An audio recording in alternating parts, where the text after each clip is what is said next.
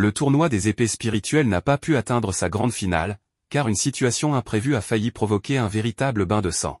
Sur le lieu de la compétition, un gigantesque tsunami d'énergie a été détecté, ce qui a fait chuter la puissance spirituelle mondiale à un niveau critique de 4,8. L'école s'est tout de même classée parmi les 10 meilleures à l'issue des phases éliminatoires contre la 59e école. Après de longues vacances d'été, les élèves reprennent les cours. Madame Pan, l'instructrice, informe la classe élite qu'en raison des événements du tournoi, le ministère de l'Éducation exige un nouveau test de puissance spirituelle. Ceux qui n'obtiendront pas de bons résultats seront rétrogradés en classe normale. La panique éclate immédiatement parmi les élèves. Dans tout ce chaos, Sun Rong et Go Hao s'inquiètent pour leur ami Wang Ling, dont la faible puissance pourrait le faire expulser de la classe élite. Ils se portent donc volontaires pour l'aider à s'entraîner et à augmenter son énergie, mais Wang Ling semble totalement indifférent à la situation, comme si cela ne le concernait pas. Dans les toilettes, l'esprit de son épée apparaît et lui demande s'il s'inquiète pour l'examen.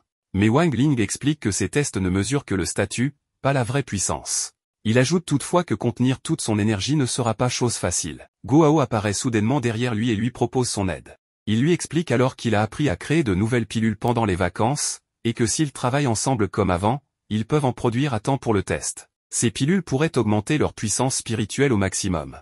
Go Hao, qui faisait semblant de ne pas être inquiet, finit par s'écrouler aux pieds de Wang Ling en le suppliant de l'aider. Il explique que ses parents seraient furieux s'il se faisait rétrograder. Ils partent alors à la recherche du crapaud cracheur de feu qui se reposait quelque part dans le collège.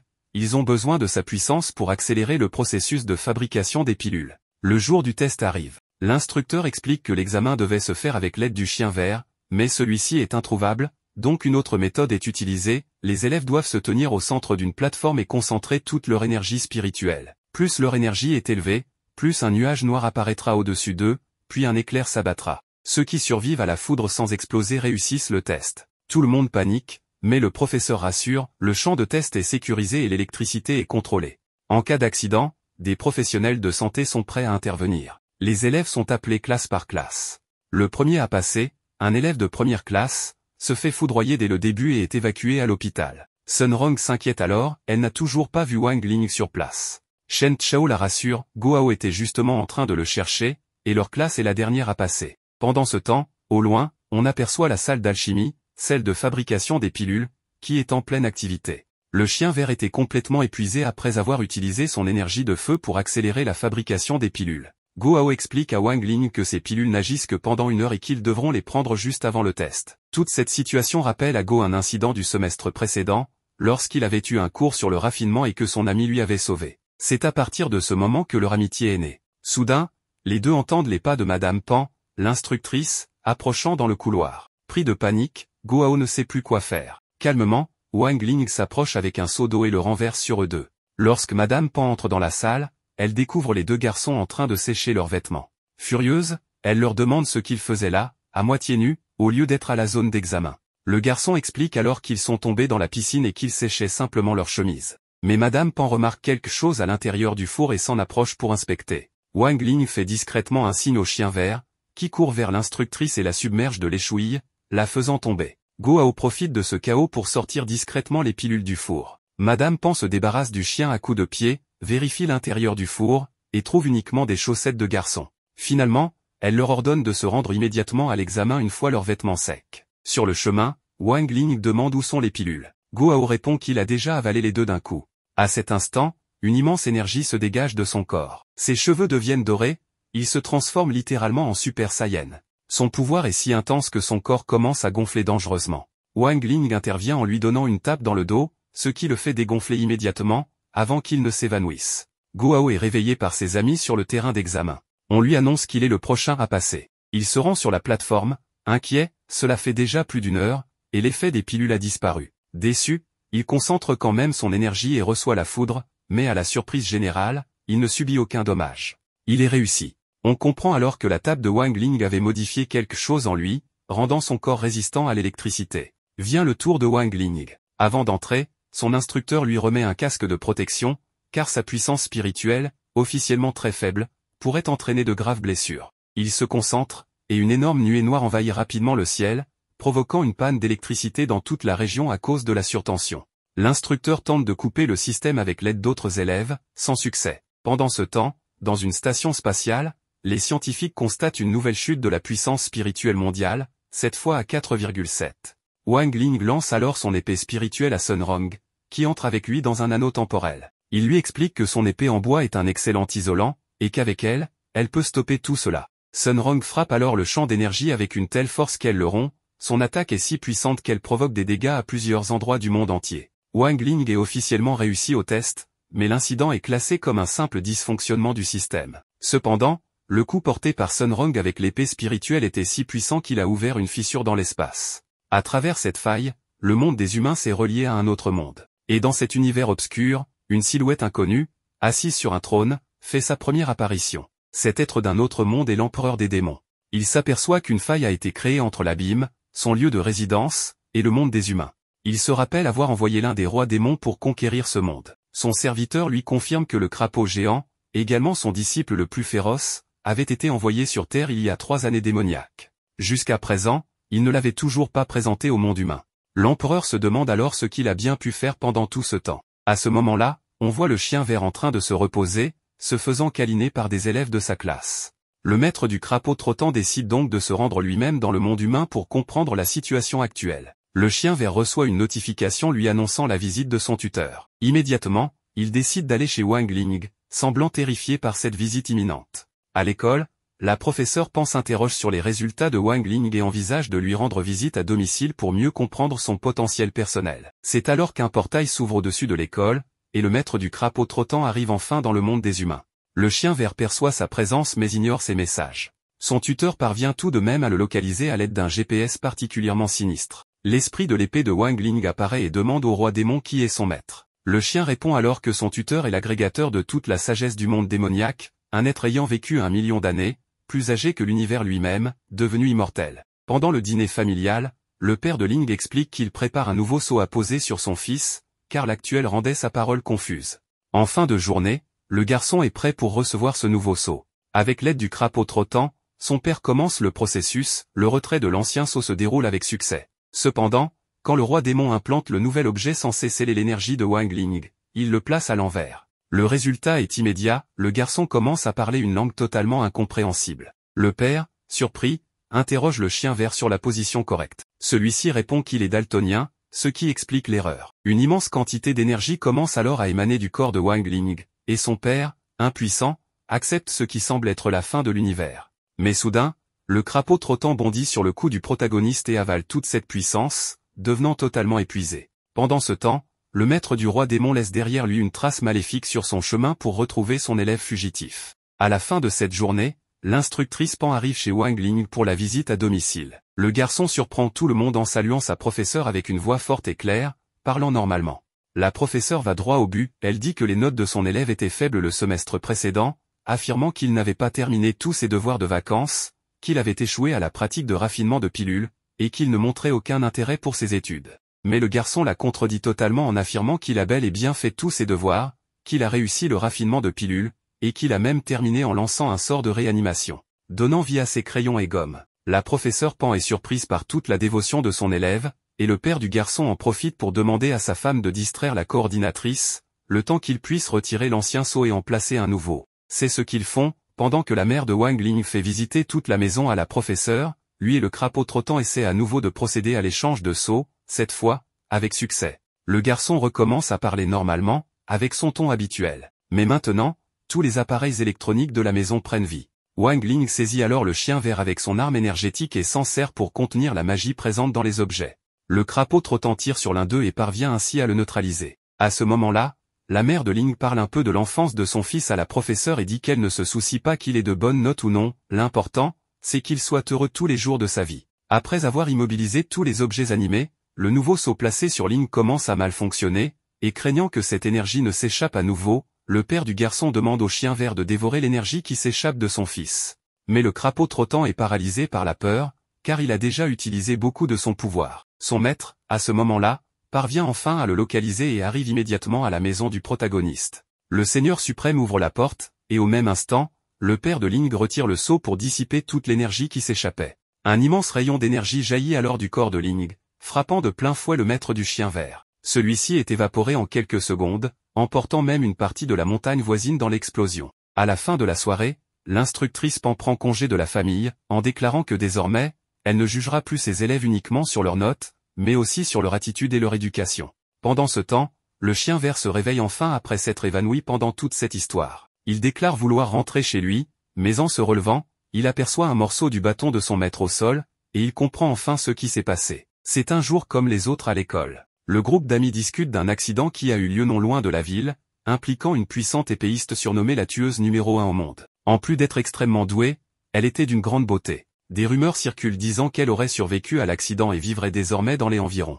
Une fois les cours commencés, la professeure Pan présente une nouvelle élève à la classe. Elle s'appelle Ling Xiaoyu. À ce moment-là, Wang Ling et l'esprit de son épée sentent qu'ils ont déjà vu cette fille quelque part, elle leur semble étrangement familière. Pendant ce temps, l'instructeur Wang est en mission avec l'escouade d'élite des héros. Leur cible est Zhang Liuyu, un membre d'un groupe criminel. Wang finit par le retrouver, mais au moment où il allait l'arrêter, il est surpris par une géante explosion, ce n'était qu'une diversion. La véritable criminelle se trouvait sur le toit de l'école, attendant le moment idéal pour libérer sa sœur, qui avait été emprisonnée. On découvre alors que Zhang Liuyu est la sœur de la tueuse Liu Ying, celle qui a tenté de tuer Sung Rong par le passé, et qui était scellée sous terre, dans le sous-sol de l'école. Les trois amis discutent de l'affaire et supposent qu'elle a été enfermée là, comme ce fut aussi le cas du crapaud trotteur, emprisonné au même endroit. En se baladant dans l'école, ils aperçoivent une femme dans les couloirs et décident de la suivre. Ils entrent dans la salle où elle est supposée être, mais elle est vide. Pourtant, des signes indiquent que quelqu'un y habite discrètement.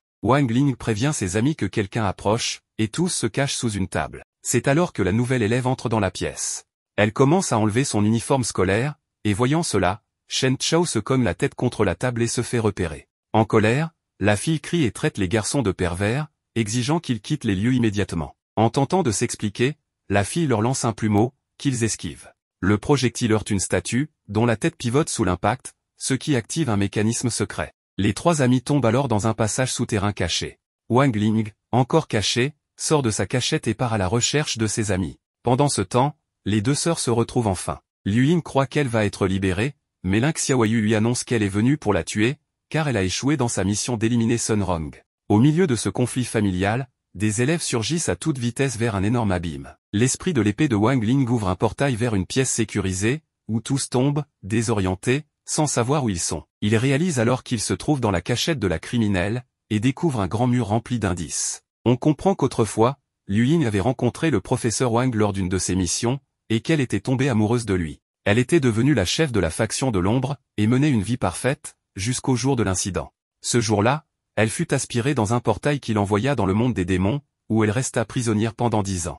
Elle accuse alors sa sœur d'être la responsable de l'accident survenu autrefois, tout cela dans le but de prendre sa place en tant que chef du groupe criminel Voile Noir. Cette dernière reconnaît qu'elle voulait effectivement devenir la nouvelle chef, mais nie être à l'origine de l'incident. Sans plus de patience, la criminelle décide d'en finir en lançant une puissante attaque lumineuse remplie d'énergie contre sa sœur. Mais à ce moment-là, l'instructeur intervient en arrêtant la flèche magique à main nue pour la sauver. Les élèves, de leur côté, essaient de reconstituer les événements d'il y a 10 ans. C'est alors qu'on apprend la vérité sur ce qui s'est passé. À cette époque, le crapaud trotteur est apparu dans le ciel à travers un immense portail, semant le chaos et la destruction sur toute la région. Au même moment, un avion transportant Zhang Liuyu et son bien-aimé survolait la zone de l'attaque. Le roi démon préparait une gigantesque attaque, mais un gamin surgit et lui donne un coup de pied en pleine bouche, détournant ainsi l'attaque vers le ciel. Cela provoqua la destruction partielle de l'avion, et comme Zhang Liuyu ne portait pas sa ceinture de sécurité, elle fut aspirée dans le portail d'où le crapaud était sorti. Ling utilisa alors une partie de son pouvoir pour sauver les passagers de l'avion, permettant un atterrissage sécurisé. Son bien-aimé lui jura de l'attendre pour toujours, et c'est ainsi qu'il construisit une base à cet endroit, sous l'académie de la 60e faction, en attendant le retour de sa compagne. On découvre alors que l'instructeur Wang était l'amoureux de Zhang Liuyu, et qu'il l'attendait depuis tout ce temps. Il lui avoue que, pour soulager la douleur de l'avoir perdu, il s'est réfugié dans la nourriture, ce qui a changé son apparence. Les deux s'embrassent tendrement, se rappelant leurs anciennes promesses d'amour. Pendant ce temps, Liu Ying boude, énervé par toute cette situation. Le couple s'envole ensuite sur une épée volante, tandis que la criminelle est de nouveau enfermée dans sa cage. Encore une journée de cours. Les élèves apprenaient comment entretenir leurs épées, guidés par l'instructeur Wang et sa compagne Liu. Ils recevaient des conseils et des avertissements sur ce qu'il ne faut pas faire avec leurs armes spirituelles. Sur le chemin du retour, le groupe d'amis discutait de l'état de leur lame après le tournoi. Sun Rong expliquait qu'il existe un type d'entretien spécifique pour chaque arme, basé sur sa taille. Shen Chao et Go interrogent Wang Ling sur l'état de son épée spirituelle. À ce moment, on découvre que l'esprit qui habite l'arme du protagoniste peut se rendre tout seul à l'atelier de réparation, et qu'il se trouvait justement au jardin de maintenance à cet instant. Le lendemain, les jeunes se rendent dans une boutique spécialisée en armes spirituelles. Ils sont émerveillés par l'immense quantité d'objets énergétiques présents dans l'établissement. Là, le groupe apprend que leur camarade de classe, Ling Xiaoyu, travaille comme réparatrice professionnelle de l'âme. Sun Rong questionne la jeune fille sur sa famille, et celle-ci raconte une brève histoire de son passé douloureux. Elle explique qu'elle a été confiée à sa sœur à la demande de ses parents, mais que, lorsqu'elle avait 8 ans, sa sœur est partie travailler dans une autre ville pour réparer des épées, promettant de revenir dans 3 jours. Cependant, elle n'est jamais revenue. Depuis, Ling Xiaoyu travaille dans diverses boutiques de réparation dans l'espoir de retrouver un jour sa seule parente. Ému par ce récit, Shen Chao demande si c'est pour cette raison que Ling Xiaoyu n'a pas d'épée spirituelle. La jeune fille répond que c'est simplement par manque d'argent. Wang Ling lui demande alors comment elle fera pour les cours impliquant des armes spirituelles, puisqu'elle n'en possède aucune. Avant que Ling Xiaoyu ne puisse répondre, Tang Jingz arrive avec ses amis de la 59e académie, exigeant que Xiaoyu répare leur lame au plus vite. Cette confrontation avec le garçon crée une tension dans la boutique. Ling Xiaoyu demande alors à tout le monde de se calmer et promet de réparer toutes les épées. Le garçon et ses collègues quittent les lieux en se moquant de la situation. En partant, Sun Rong et ses amis discutent du fait que Xiaoyu n'a pas d'arme spirituelle. La prodige propose d'en acheter une pour l'offrir à son ami, mais Go objecte, disant que cela pourrait blesser l'estime de soi de Xiaoyu. Il a alors une idée brillante, forger une épée pour leur camarade. Ses amis approuvent le plan. Ils se cachent dans une boutique spécialisée dans la création d'armes spirituelles, attendant le moment opportun pour agir après le départ de leur ami à la fin de la journée. Le protagoniste montre alors le design qu'il a conçu pour lancer le projet. En voyant cela, Shen Chao s'enthousiasme et sort immédiatement un marteau de forge, prêt à se mettre au travail. Sun Rong le met en garde, lui rappelant qu'ils doivent d'abord examiner les matériaux qui composeront la lame. Go est le premier à analyser le matériau qu'il a apporté. La machine indique qu'il s'agit d'un objet de niveau A, plus précisément une dent de tigre démoniaque de la nuit, une créature spirituelle de niveau 3. Shen Chao, sans perdre de temps, place une petite statuette qu'il a apportée. L'analyseur la classe immédiatement comme un objet de niveau S. Go est impressionné par le classement élevé de cet artefact et demande à son ami où il l'a obtenu. On apprend alors que Shen Chao a pris cet objet dans le temple de sa famille. Quand vient le tour de Sun Rong, on lui demande quel matériau elle a apporté. Elle sort de sa poche un flacon vert. En le plaçant dans la machine, celle-ci indique qu'il s'agit d'une lotion universelle pour la pousse des cheveux. Un véritable trésor de niveau S. Ling s'avance alors pour faire analyser le matériau qu'il a apporté. Il possède une sorte de grande amulette. Ses amis lui demandent où il a trouvé un tel objet. Le garçon répond qu'il l'a trouvé près de chez lui. Mais ce que ses amis ne savent pas, c'est que cet objet appartenait en réalité au maître du crapaud échangeur, plus précisément, il faisait partie du bâton que cette créature utilisait comme arme. Cet objet s'est retrouvé près de chez Wang Ling parce que c'est précisément là que le maître démoniaque a été anéanti par l'énergie incontrôlable du protagoniste. Sun Rong explique ensuite que l'étape suivante consiste à placer tous les matériaux dans la fournaise, puis seulement ensuite commencer le processus de forge. La nuit passe, et le lendemain matin, Xiaoyu arrive pour une nouvelle journée de travail. Alors qu'elle fait sa routine matinale de vérification, elle a la surprise incroyable de trouver ses amis déjà sur place. Ils lui remettent une épée, ce qui la touche énormément. Elle est particulièrement émue car cette lame spirituelle ressemble beaucoup à celle que possédait sa sœur. Wang Ling, d'une manière ou d'une autre, savait ce détail, et a conçu l'arme ainsi exprès. Mais ce moment d'émotion est brutalement interrompu par l'arrivée de Tang Jingz,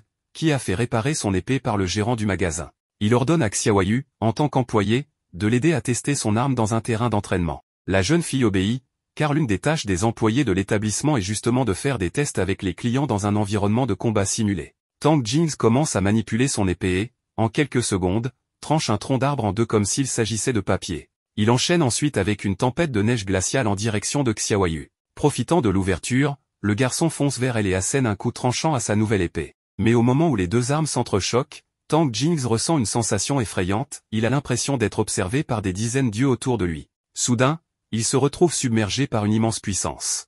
L'épée de Xiaoyu commence alors à absorber les forces spirituelles de Tang Jingz et de son esprit gardien, tempête de neige. Pour éviter que cela n'aille plus loin, Wang Ling invoque son épée en bois et, à une vitesse fulgurante, tranche en deux la lame spirituelle de Tang Jingz.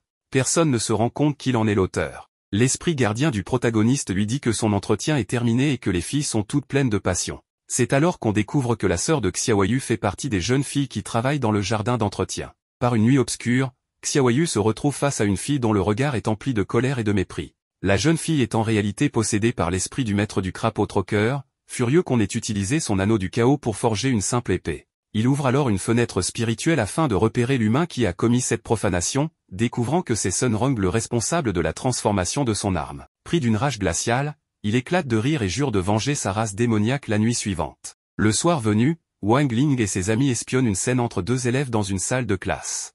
Une fille offre un petit sachet à son camarade, une tradition qui veut que l'élève qui le reçoit voit tous ses rêves se réaliser. Mais leur moment est brutalement interrompu par l'arrivée surprise du professeur Wang, qui confisque le sachet et brise tout l'instant. Témoin de la scène, Sun Rong se demande comment il pourra donner le sachet qu'il a préparé pour Ling sans se le faire confisquer lui aussi. Xiaoyu apparaît discrètement derrière lui et lui suggère d'attendre que le professeur Wang quitte l'école. Mais son ami objecte que les élèves n'ont pas le droit de rester sur le campus la nuit. Elle ajoute aussitôt que cela ne pose pas de problème, car elle vit elle-même dans l'établissement. Pendant ce temps, dans les sous-sols de l'école, Lui Ying utilise sa voix pour contrôler une flèche que sa sœur avait tirée plus tôt. Elle remarque que la force spirituelle du monde s'est affaiblie, ce qui fragilise le sceau qui la retenait prisonnière. Dans une salle de classe, des amis discutent du mystérieux miroir du pont de lune. Shen Chao est curieux, car il n'en a jamais entendu parler. Guo Hao lui explique qu'il s'agit d'une des 4 légendes étranges de l'école. D'après la rumeur, le 7 août à minuit, si l'on se rend au miroir de la salle de bain du premier étage,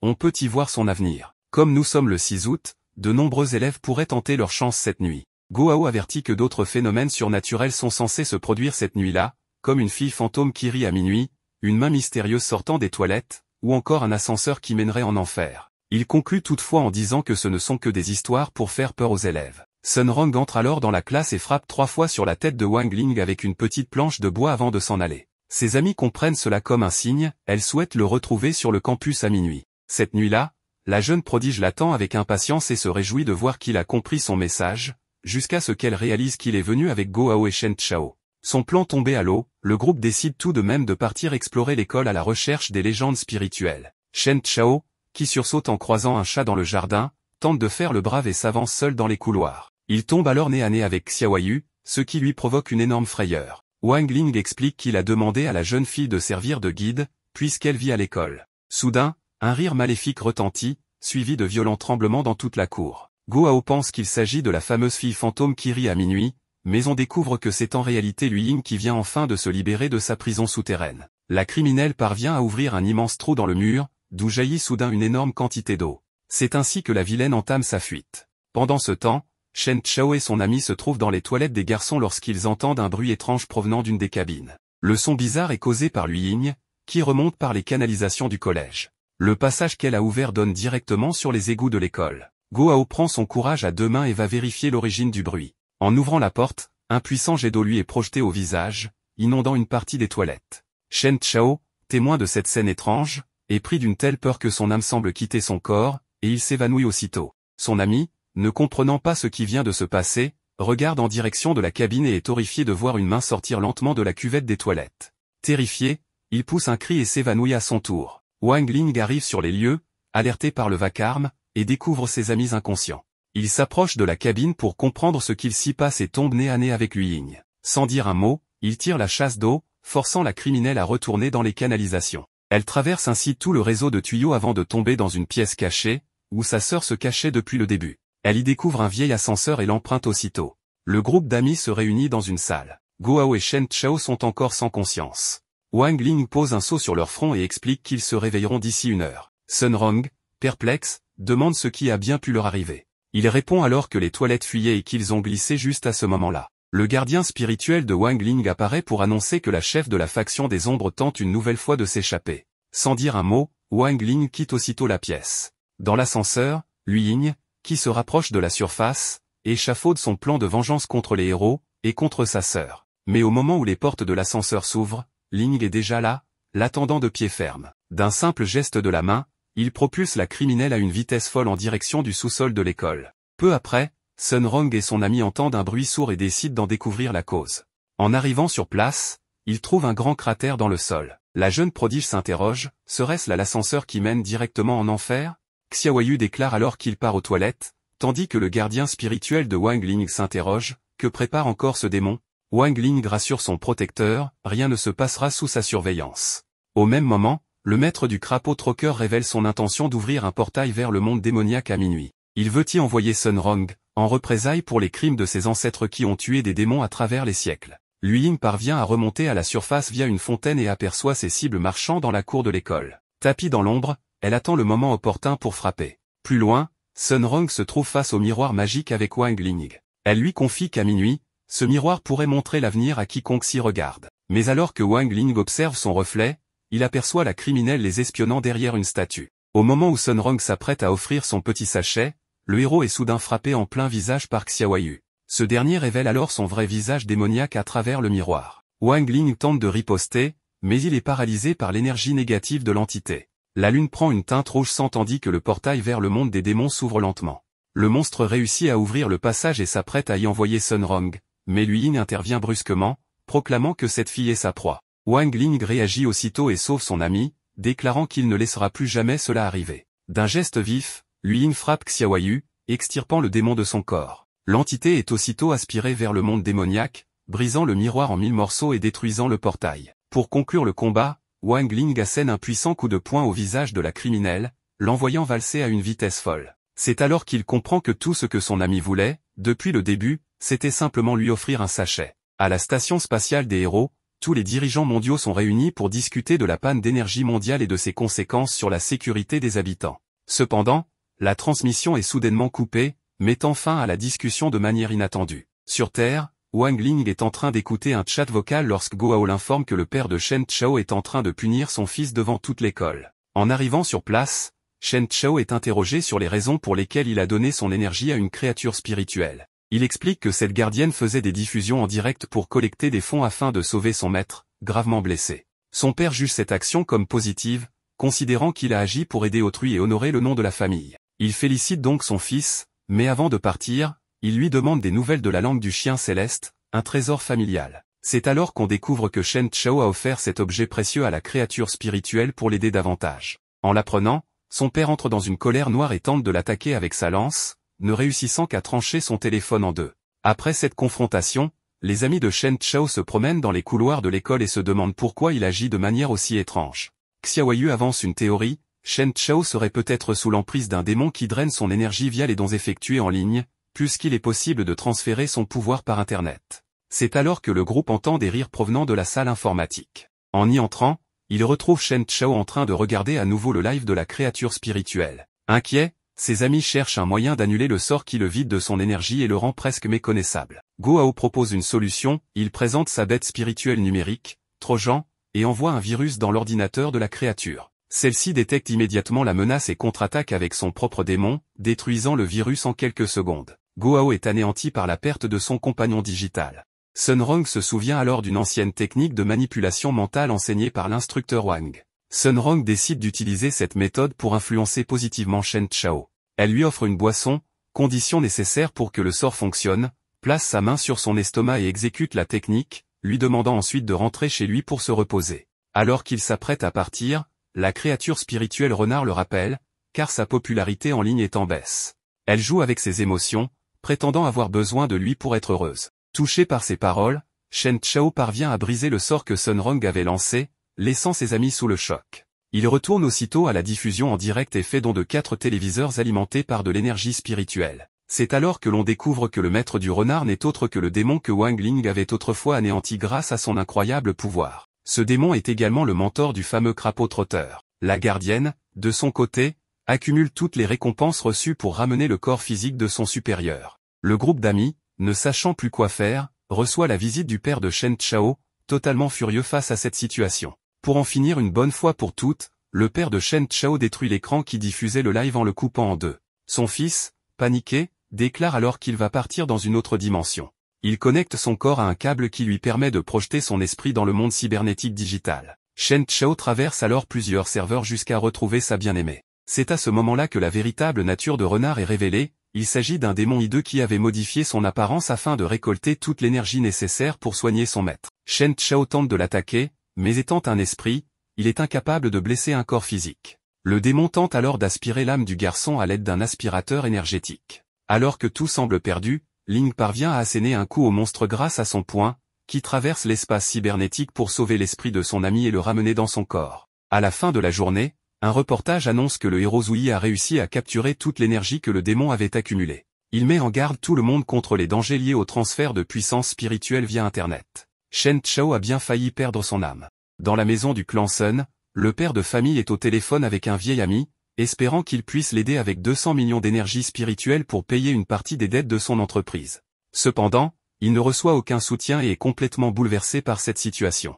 Sun Rong observe la scène avec un regard triste, incapable de faire quoi que ce soit. Un employé de la propriété frappe à la porte pour informer de l'arrivée d'un document du tribunal de justice, demandant au seigneur de se présenter le lendemain. À ce moment, une personne observe toute cette scène depuis un lieu mystérieux. Les amis de la fille lui rendent visite dans sa ville natale, car la jeune fille a déménagé avec sa famille à cause des dettes de son père. Vivant désormais au rideau d'eau fleurs fruitées, un endroit gigantesque et isolé de la ville, elle surprend ses camarades en arrivant sur place à la manière de Tarzan, courant à travers les arbres et se balançant sur des poteaux, vêtus de vêtements préhistoriques. En les conduisant à sa nouvelle maison, Guo dit qu'il n'est pas nécessaire de retourner vivre à l'âge de pierre, mais le seigneur Sun explique qu'ils ont hypothéqué tous leurs biens et que leurs ancêtres ont toujours travaillé dur. Ainsi, ils travailleront dur pour tout reconquérir. De l'autre côté, la famille Tang célèbre la chute de son adversaire séculaire. Ils ont reçu l'aide d'un homme qui a causé la faillite de la famille Sun en manipulant le marché des actions spirituelles, orchestrant tout pour nuire au maximum à sa cible. Tang Jings remercie l'oncle richement et lui demande pourquoi il aide sa famille. L'homme répond qu'il l'a fait uniquement parce qu'il a besoin d'énergie spirituelle. De retour au rideau d'eau fleurs fruitées, Wang Ling discute avec son ami et se dit prêt à aider dans cette situation, mais la fille le remercie, disant que même si sa famille a tout perdu, elle conserve son esprit de travailleuse acharnée et qu'ils s'efforceront de reconstruire leur patrimoine. Le groupe d'amis décide de rentrer chez eux, mais en chemin, une limousine manque de les percuter. Guo crie après le chauffeur, mais à ce moment, Wang Ling a un mauvais pressentiment. Dans le wagon du métro, les jeunes sont surpris par une nouvelle inattendue, la famille Tang va acquérir le rideau d'eau fleurs fruitées pour 140 millions d'énergie spirituelle. La cérémonie aura lieu le lendemain dans une grotte près du site, où les héritiers des deux entreprises signeront un accord sanglant. Les amis de Sun Rong sont abasourdis par cette nouvelle, d'autant qu'ils venaient de quitter l'endroit. Wang se souvient alors de la limousine qui a failli les heurter, portant le symbole de l'entreprise Tang. Les pièces du puzzle commencent à s'assembler. Immédiatement, Xiaoyu tente d'appeler son ami, mais personne ne répond.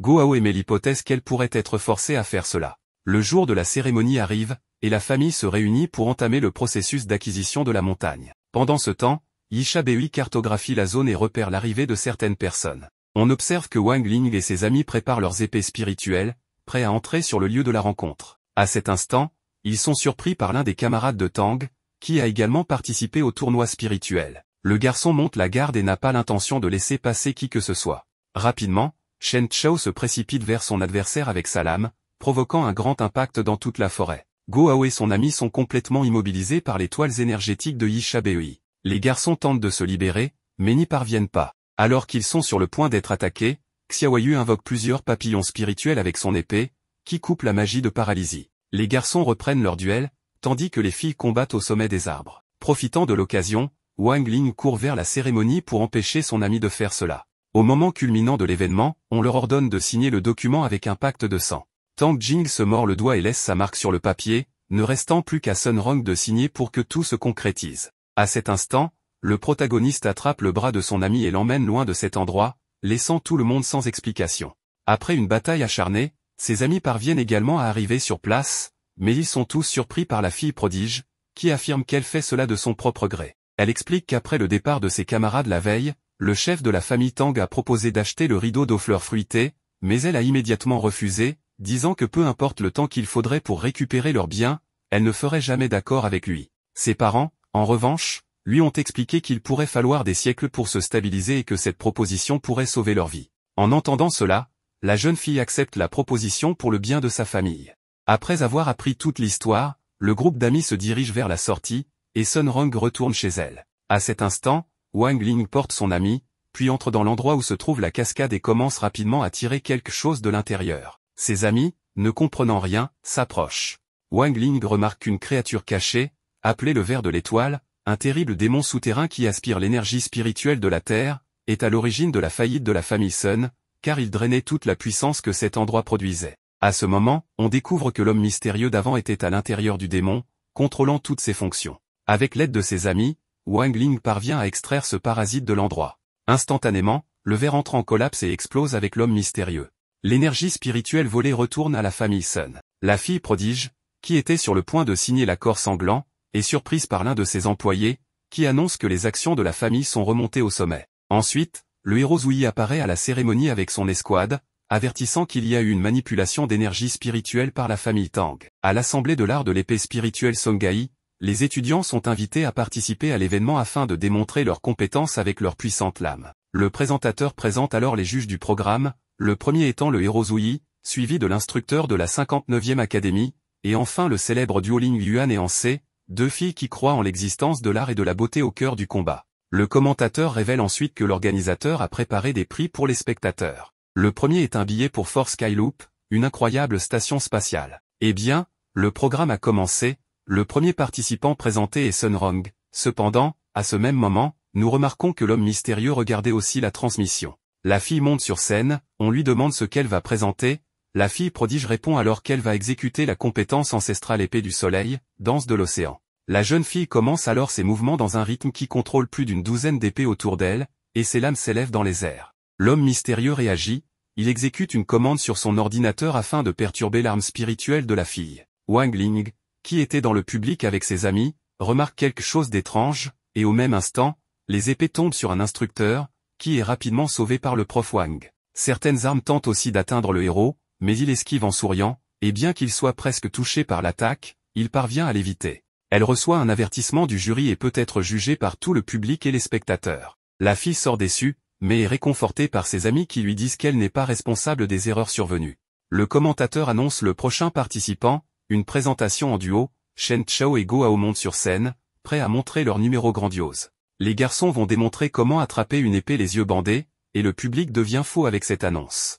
Go Hao porte la lame de son ami et, avec sa permission, il avance pour le frapper. Shen Chao libère les bras de son esprit gardien pour arrêter un puissant coup qu'il va recevoir. En observant cette scène, l'homme mystérieux utilise une sorte de dispositif pour perturber la présentation.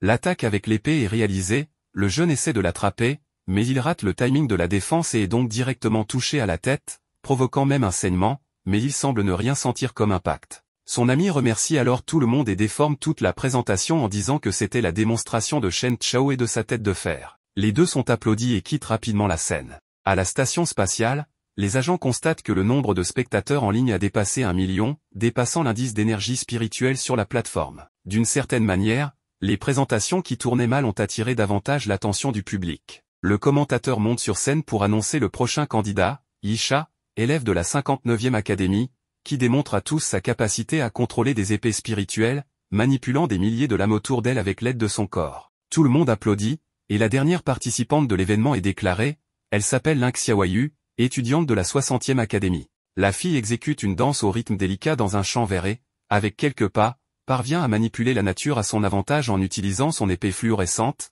son pouvoir permettant à une simple graine de se transformer rapidement en un gigantesque arbre. Pour conclure son numéro grandiose, elle change son style élémentaire, mettant le feu à une grande partie de l'arène pour ensuite l'éteindre et ainsi terminer sa présentation. Mais la jeune fille essaie d'éteindre le feu à plusieurs reprises et n'y parvient pas. Sun Rong se rend compte que son amie n'a pas le contrôle de la situation et qu'à un moment donné, elle pourrait se brûler avec les flammes. Elle court vers Xiaoyu et invoque son esprit gardien aquatique pour éteindre tout cet incendie. Xiaoyu termine son numéro en faisant fleurir à nouveau l'immense arbre avec ses fleurs roses qui parcourent toute la scène. Le public adore la présentation et applaudit les filles pour leur incroyable travail en duo de contrôle des éléments avec leurs épées. Avec cela, nous apprenons que l'événement a accumulé environ 1 milliard d'énergie spirituelle. Étonnamment, le grand méchant entre en scène au milieu de la scène, interrompant toute la cérémonie en affirmant que son plan de domination mondiale va commencer à cet instant. Une énergie corrompue prend le contrôle de tous les systèmes de communication et, à travers cela, prend le contrôle de la population qui regardait le spectacle. Mais Sun Rong et Xiaoyu ne tombent pas sous l'emprise du sortilège, et l'homme ne comprend pas ce qui s'est passé. Il apparaît sur scène et explique qu'il a déplacé la clé de contrôle de 2 mètres en avant, ce qui a empêché les filles d'être touchées par le sortilège. L'homme mystérieux s'enrage et dit que sa seule option est d'agir avec violence, mais à cet instant, le présentateur se place devant lui et, en révélant tous ses muscles, assène un coup de poing brutal au méchant, qui vole au loin. Sun Rong tente alors de défaire la magie, mais n'y parvient pas. Comme Xiaoyu explique que ce n'est pas un sortilège de contrôle ordinaire, il est mélangé à un esprit démoniaque qui a pris le commandement des sens des gens. Elle ajoute que ce ne sont pas de simples marionnettes, mais des mannequins maléfiques qui se déplacent seuls. Dans la prison souterraine, la sorcière se rend compte que quelqu'un a activé le contrôle final sur toutes les personnes. Elle profite de la situation pour tenter une nouvelle fois de s'échapper de cet endroit. Dans la rue, un trio d'amis se cache des gens, car ils ne peuvent pas faire grand-chose face à cet immense problème. En se cachant derrière des voitures, ils finissent par être découverts par les marionnettes. Une bataille commence rapidement, utilisant leurs bâtons en bois, puis ils parviennent à s'échapper de l'endroit sans trop de problèmes. Wang Ling dégaine alors son épée spirituelle et emmène ses deux amis au sommet d'un immeuble afin de se mettre en sécurité jusqu'à ce qu'elles élaborent un plan pour mettre fin à cette situation.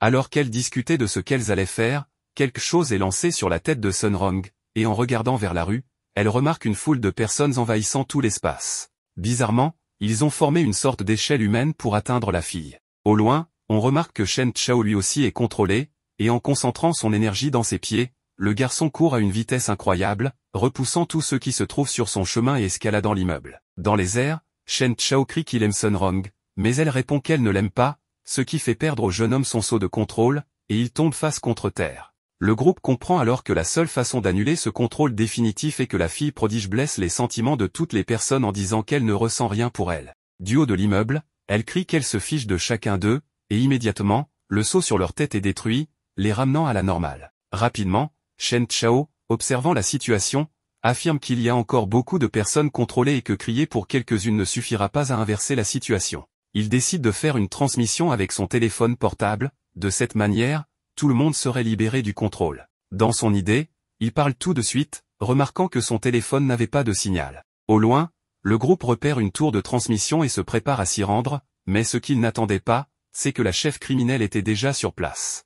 À partir d'un petit livre, elle commence un discours maléfique où elle disait qu'il ne parviendrait pas à sauver le monde cette fois-ci, mais elle remarque que le groupe fait plusieurs signes avec les mains et qu'elle n'arrive pas à entendre ce qu'ils disent. À ce moment, elle réalise qu'on l'avertissait d'un gigantesque météore qui se dirigeait vers elle. Sans avoir le temps de réagir, la criminelle est frappée de plein fouet par le météorite, et avec elle, la tour de transmission est également détruite. Wang Ling utilise son pouvoir oculaire pour voir qui est responsable de cette attaque et découvre que c'est l'homme mystérieux qui, à ce moment, se trouvait sur la Lune. Abasourdi par la destruction de la tour de téléphonie, le groupe se remet à réfléchir à un moyen d'obtenir du signal pour le smartphone. Wang Ling a alors l'idée brillante de faire la transmission via la station spatiale. Après tout, elle avait pris les 2 billets qui étaient le premier prix de l'événement. Après cela, tous s'envolent sur l'épée spirituelle du protagoniste. Le gardien dit qu'il ne supporte pas tout ce poids à son âge, mais son maître lui promet 2 paquets de nouilles instantanées s'il les emmène jusqu'au lieu. Intéressé par la proposition, il augmente la vitesse, et tous arrivent près de la station de train spatial. Immédiatement, le groupe est encerclé par plusieurs personnes, mais Xiaoyu dit qu'ils n'ont que 2 billets et que Wang Ling et Sun Rong devraient partir pour sauver la population. Shen Chao approuve cela, et tous deux se jettent sur la grande foule qui les entoure afin de gagner du temps pour que leurs amis atteignent le train.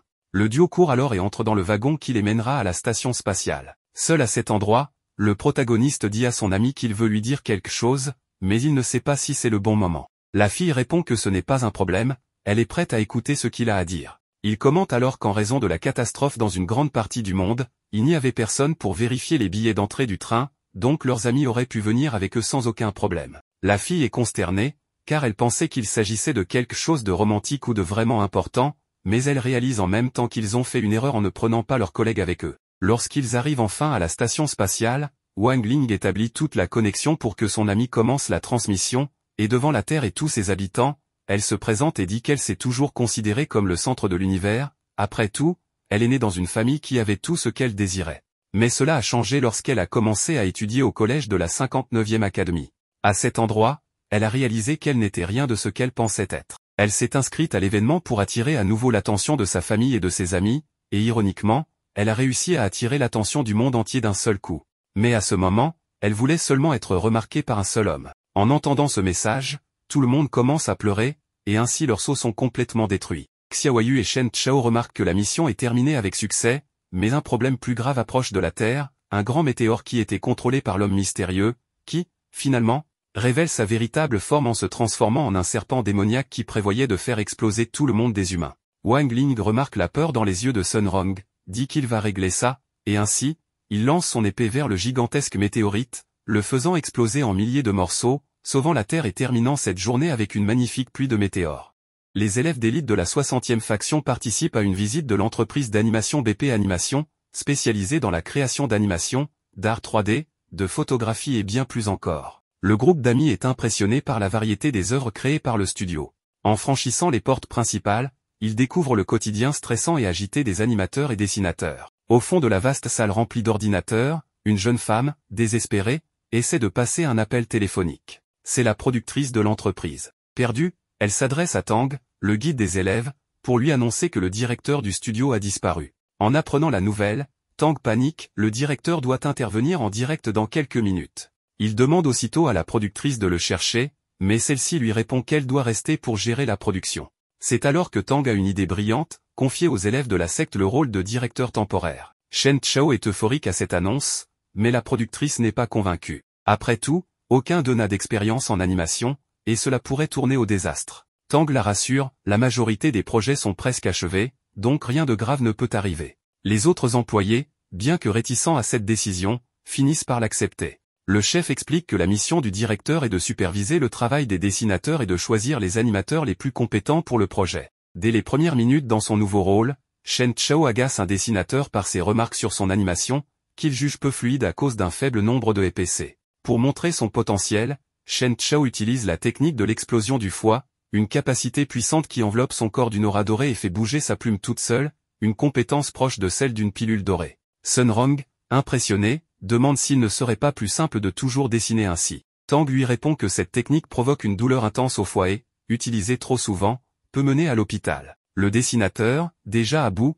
demande l'avis de Shen Chao sur son animation à 24 EPC. Shen Chao répond que c'est encore trop bas et demande s'il peut la faire en 60 EPC. L'animateur, à bout, fait une crise, court vers la fenêtre et saute. Peu après, un autre employé invite les élèves à découvrir une animation à 60 EPC. Intrigués, ils le suivent jusqu'à un ordinateur où il leur montre comment un logiciel avancé, via un plugin, transforme un dessin en animation fluide à 60 EPC. Les jeunes trouvent cela impressionnant, mais Shen Chao critique cette œuvre, affirmant qu'elle n'a pas d'âme puisqu'elle est créée par une machine. L'employé, vexé, défie alors Shen Chao de dessiner lui-même quelque chose qui est une âme. Ses collègues doivent le retenir tandis qu'il s'emporte contre le jeune. Le groupe poursuit la visite et entre dans le département chargé des décors et arrière-plans. Tang y présente quelques projets et demande leur avis aux élèves, ce qui désespère la productrice. Le groupe a déjà provoqué l'effondrement mental de plusieurs employés. Elle explique que Monsieur Zhu, un vieil homme responsable des décors, travaille sans relâche depuis plus de 6 mois et que son foie ne tiendra pas. Tang promet qu'après ce projet,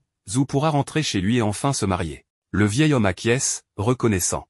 Mais alors que Shen Chao et son ami s'amusent avec des épées dans la salle, Guo trébuche sur le câble d'alimentation de l'ordinateur de Zhu. L'appareil s'éteint, effaçant tout son travail. Zhu, figé, laisse couler une larme de souffrance avant de se désintégrer en un tas de poussière. Le décor se transforme à nouveau. Wang Ling, étonné, demande ce qu'il se passe. Son gardien lui répond que l'énergie du monde a encore baissé, ramenant les lieux à un état antérieur. La productrice, en panique, dit qu'ils perdent trop d'employés en une journée, et que cet épisode semble interminable. Mais Shen Chao la rassure, avec ses amis, ils peuvent l'aider. Ayant observé les dessinateurs toute la journée, ils peuvent tenter de reproduire leur travail. Tang les encourage, expliquant qu'eux aussi ont commencé sans expérience, avec seulement de la volonté. Les jeunes s'organisent alors dans les différents postes de l'entreprise et commencent leurs tâches. Cependant, ils se heurtent à de grandes difficultés. Voyant cela, Ling utilise son énergie pour libérer la technique de l'illumination, qui permet au stylo de dessiner automatiquement. Cela apporte un peu de lumière au décor. Mais à la fin de la journée, malgré les efforts de Ling, le monde semble toujours vide, sans viniforme. Le gardien du protagoniste l'avertit que l'énergie spirituelle de la Terre est presque à zéro. Impuissant, le garçon ferme les yeux, et se retrouve dans les bureaux des professionnels chargés de donner vie à l'univers. Il se dirige vers la productrice et lui demande où se trouve le directeur. Elle lui indique une salle. Là, il découvre que le directeur est en train de jouer sur son PC au lieu de travailler. Ling lui donne alors une leçon qui le fait immédiatement revenir à ses responsabilités. Il réorganise son équipe et leur assigne leurs tâches. Quelques minutes plus tard, le décor retrouve sa vitalité, les couleurs reviennent, l'univers reprend sa forme normale. Ling remercie alors tous ceux qui s'efforcent de créer ce monde. Peu après l'explosion du grand météorite qui était transporté vers la Terre par le démon Richement, le roi des démons entre dans une colère noire face à la situation. Sans réfléchir, il demande à son conseiller d'allumer les lampes dimensionnelles, ce qui reliera ainsi le monde des démons à celui des humains. Dans la station spatiale, Wang Ling et Sun Rong étaient sur le point de rentrer chez eux, mais en tentant de quitter les lieux, leurs corps subissent des transformations radicales, devenant des figures tridimensionnelles. Cependant, l'univers reste inchangé, seuls 2 ont été affectés par cette mutation. Pendant ce temps, la Terre est attaquée par une légion de démons prêts à semer le chaos partout où ils passent. Les habitants tentent de fuir dans les rues pour échapper à cette terrible catastrophe. Au même moment, les dirigeants mondiaux se réunissent en personne pour discuter des mesures à prendre afin de contenir cette vague d'attaques démoniaques. Zhu Yi affirme avoir un plan pour éradiquer ces êtres venus d'un autre monde. Sa stratégie repose sur la 59e faction,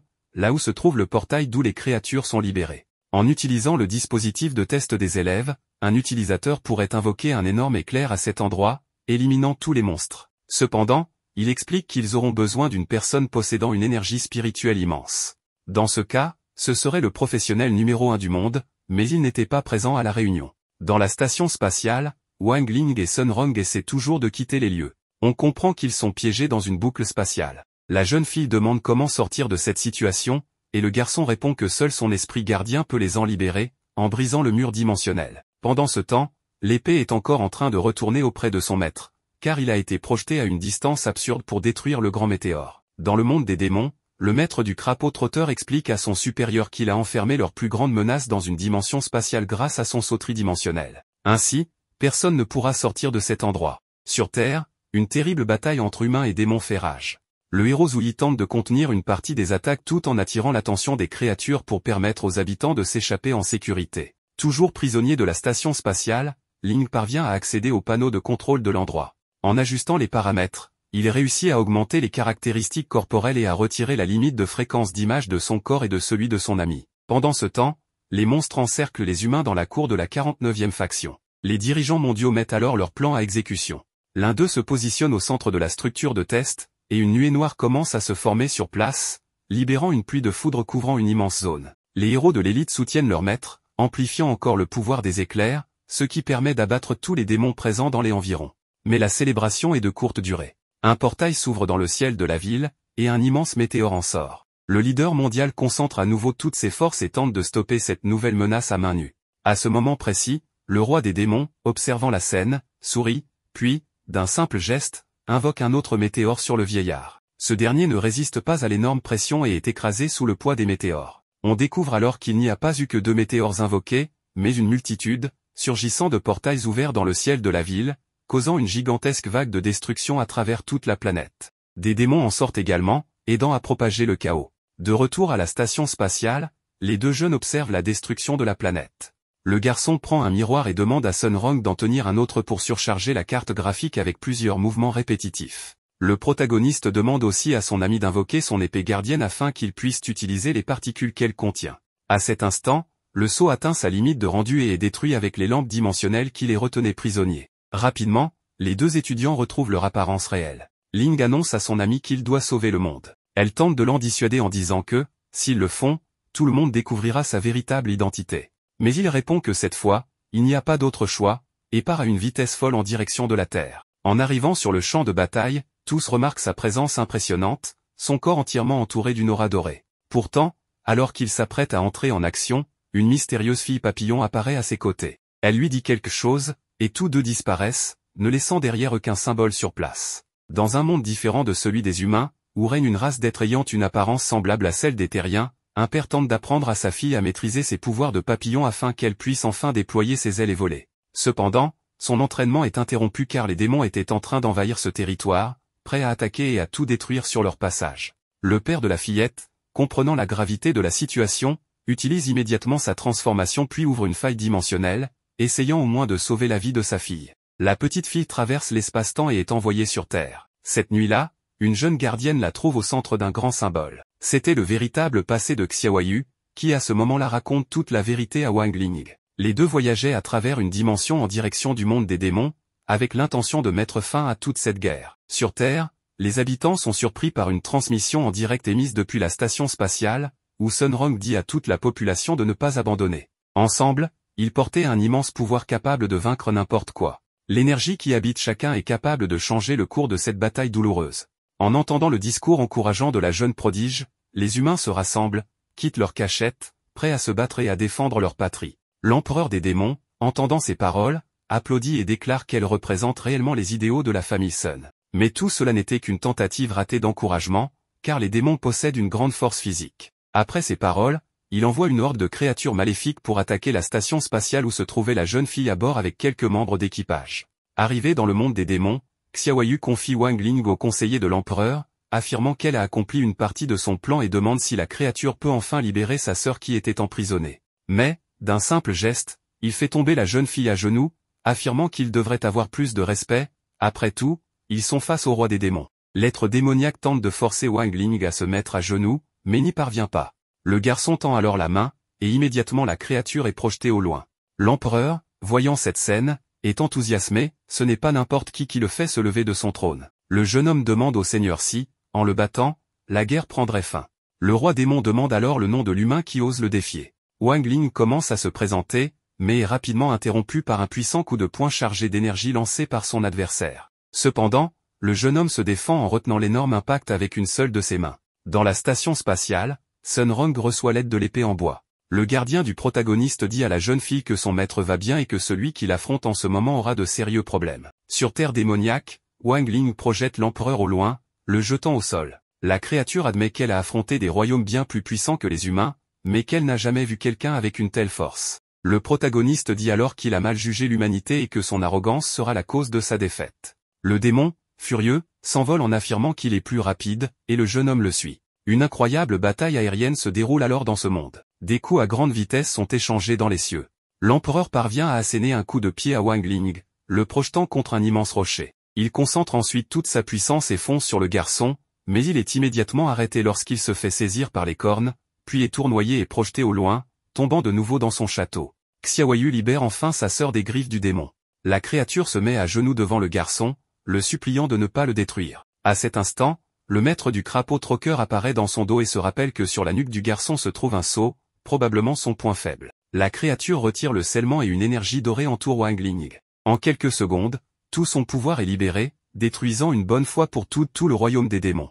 La bataille qui se déroulait sur Terre cesse, supprimant toutes les créatures et portails existants. Ling retourne dans sa ville avec Xiaoyu et sa sœur. La jeune fille dit qu'elle est une traîtresse et sait qu'elle ne pourra pas rester, demandant simplement qu'on laisse sa sœur en paix. Le jeune homme affirme que tout va bien et qu'elle doit prendre le téléphone portable dans sa poche et appeler son père. L'homme doit apporter un nouveau sceau immédiatement. En attendant, Ling contiendra son immense pouvoir. Quelques jours après la terrible bataille, cet événement entre dans l'histoire, devenant connu sous le nom de Seconde Guerre démoniaque. Nous découvrons que Zouyi a fini par recevoir tout le mérite, renforçant son rôle de grand héros. La famille de Sun Rong recommence à prospérer et la reconstruction bat son plein pour réparer les dégâts causés. Shen Chao et Go Hao se demandent qui était le héros doré qui a sauvé toute la ville. C'était probablement l'utilisateur professionnel numéro 1. La jeune prodige demande alors si Wang Ling était présent le jour de la bataille, mais n'obtient aucune réponse, car le garçon dormait à ses côtés après avoir porté le sceau pendant 10 ans. Le crapaud troqueur est finalement libéré de sa prison par le héros Zouyi. Déjà aux côtés de son compagnon, il dit qu'il veut retourner dans sa terre natale, mais reçoit la triste nouvelle que le monde des démons n'existe plus.